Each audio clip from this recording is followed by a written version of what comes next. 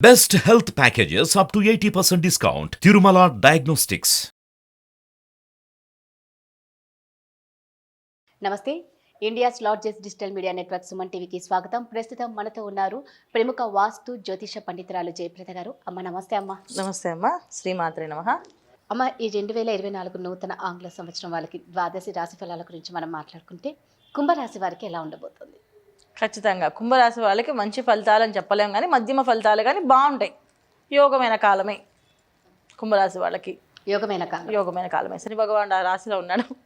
So ఖచ్చితంగా మంచి యోగమైన కాలమే ఉంటుంది. ఇబ్బంది ఏం లేదు. శని భగవానుడు ఇలాంటి శని ప్రభావం ప్రారంభం అవుతుంది, ఇబ్బందులు పడతాం అని చెప్పేసి చాలామంది అంటారు. కానీ దాన్ని చాలా ఈజీగా వాళ్ళు భగవంతుడిని ప్రసన్నం చేసుకోవడం ఎంత ఈజీయో, అలాగే శని భగవాన్ని ప్రసన్నం చేసుకోవడం అంతే ఈజీగా చేసుకోగలుగుతాం. సో చేయగలిగితే చాలా మంచి ఫలితాలే వస్తాయి వీళ్ళకి. విద్యార్థులకు ఎలా ఉంటుందమ్మా? విద్యార్థులకి చాలా మంచి ఫలితాలే ఉన్నాయి. ఖచ్చితంగా బాగున్నాయి. కాకపోతే ఇవి కొంచెం బాగా కష్టపడి చదవాలి. చదవకుండా మాత్రం ఏమీ మార్కులు రావు. ఇప్పుడు బాగున్నాయి అన్నాం కదా అని చెప్పేసి ఖచ్చితంగా మాకు అయితే ఈసారి ర్యాంక్ వచ్చేస్తేమని ఒక కాన్ఫిడెన్స్తో రాయకూడదు. భక్తిగా శ్రద్ధగా దాని మీద దృష్టి పెట్టి ఆ ప్రతి ఒక్క క్వశ్చన్కి చదివి ఆన్సర్ నిదానంగా రాస్తే ఖచ్చితంగా పాస్ అవుతారు.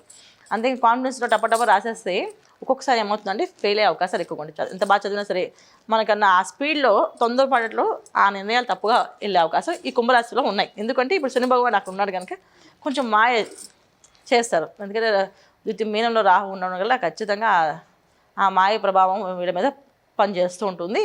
సో మాయలో పడకుండా జాగ్రత్తగా బాధ్యతగా చేయాలి ఏ పనైనా. అమ్మ, ఉద్యోగం విషయానికి వస్తే ఉన్న ఉద్యోగంలో ప్రమోషన్స్ లేదంటే కొత్తగా ఉద్యోగం చేసుకోవాలన్న వారికి ఎలా ఉంటుంది?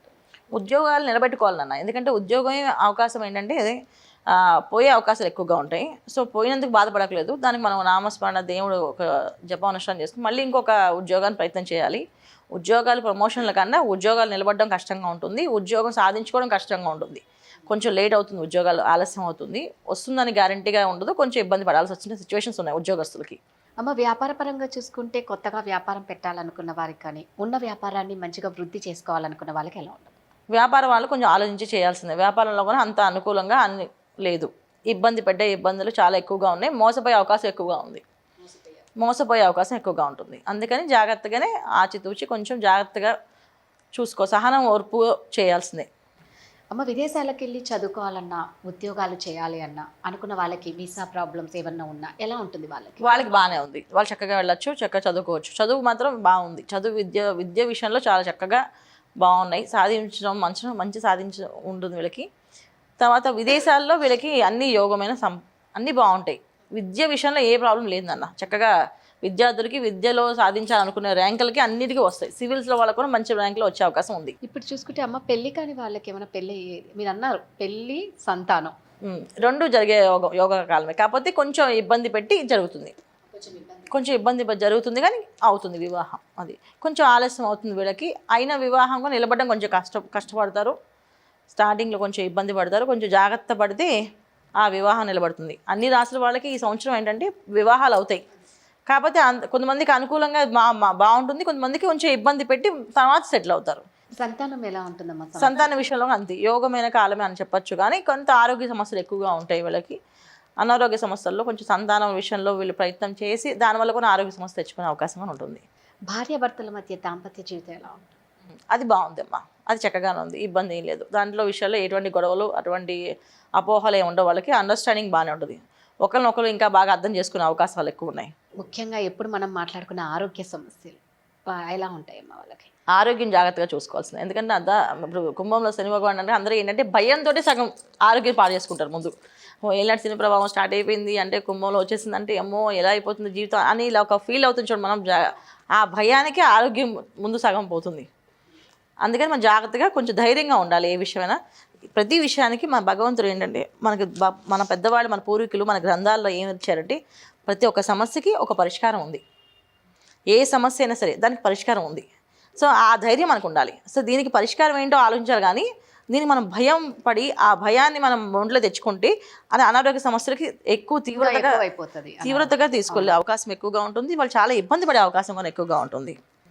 భయమే మనిషిని తినేస్తుంది. సో ఆ భయాన్ని వీళ్ళు వదిలేసి ధైర్యాన్ని కోల్పోకుండా గట్టిగా నిలబడగలిగితే ఖచ్చితమైన మంచి ఫలితాలు అందుకోవచ్చు. అమ్మ కోర్టులో ఎన్నో సంవత్సరాల సమస్యలు ఉంటాయి, ఈ లిటిగేషన్స్. సో కోర్టు వ్యవహారాలు ఎలా? వీళ్ళకి కోర్టు వ్యవహార విషయాలు పెద్దగా ఏముండవు నన్ను, ఇప్పుడు దాకా బాగానే ఉంటాయి. కానీ ఇప్పుడు సమస్యలు రాకుండా చూసుకోవాలి. ఇప్పుడు ఏదైనా కోర్టు వ్యవహారంలో వీళ్ళు చిక్కుకుంటే వీళ్ళు బయటపడడం కష్టంగా ఉంటుంది. సో గొడవలకు జోలికి వెళ్లకుండా, కోర్టు విషయాల్లో వాటిల్లో జోలికి వెళ్లకుండా, ఏ విషయమైనా సరే అది గొడవ అవుతుంది అంటే అక్కడ వీళ్ళు సర్దుకుని దూరంగా జరగడమే మంచిది. ఎందుకంటే ఆ గొడవ తెచ్చుకోవడం వల్ల అది ఏంటంటే చిన్న విషయాన్ని పెద్ద విషయంగా అయ్యే అవకాశం ఉంది, అది పెద్ద కోర్టు సమస్యగా అయ్యే అవకాశం ఉంది. సో అంటే మనం ఎక్కడైనా లాస్ అవ్వాలి, ఇబ్బంది పడాలి, మనం నష్టపోవాలి అనుకుంటే మన ఇమేజ్ నష్టపోయినట్టే కదా. సో మన టైం నష్టపోయినట్టే కదా.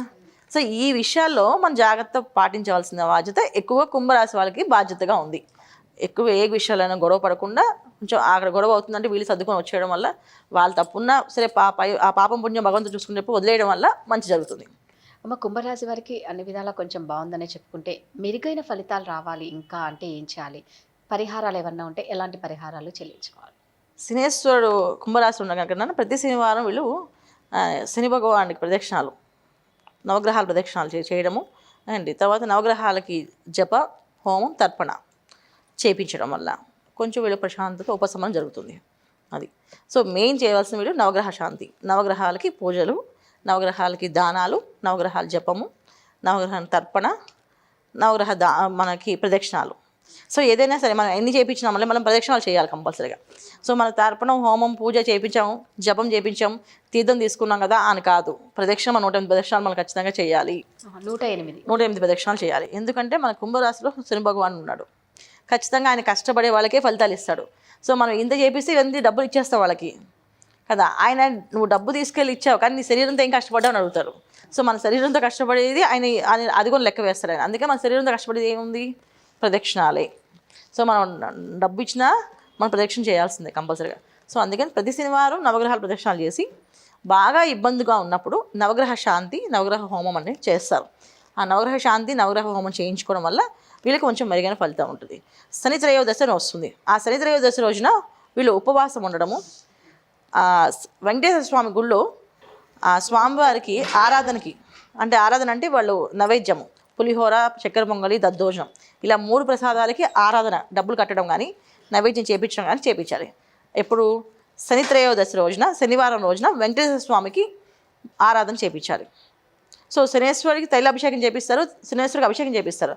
అది ఖచ్చితంగా చేపిస్తూ మళ్ళీ వెంకటేశ్వర స్వామి టెంపుల్లో వీళ్ళు ఈ స్వామివారికి ఈ ఆరాధన జరిపించాలి. ఏది ప్రసాదం? చక్కెర పొంగలి, పులిహోర, దద్దోజనం, ఈ 3 ప్రసాదాలు కట్టించాలి కంపల్సరీగా. ఇలా చేయడం వల్ల వీళ్ళు ఆరోగ్యంగా, ఆర్థికంగా, వ్యాపారం విధంగా, ఉద్యోగం విషయంలోని, పిల్లల విషయంలో, విద్యా విషయంలో అన్నింటిలో కూడా అనుకూలం సాధించే అవకాశం ఎక్కువగా ఉంది కుంభరాశి వాళ్ళకి. చాలా చక్కగా చెప్పారమ్మా, ధన్యవాదాలు. శ్రీమాత్రే నమః.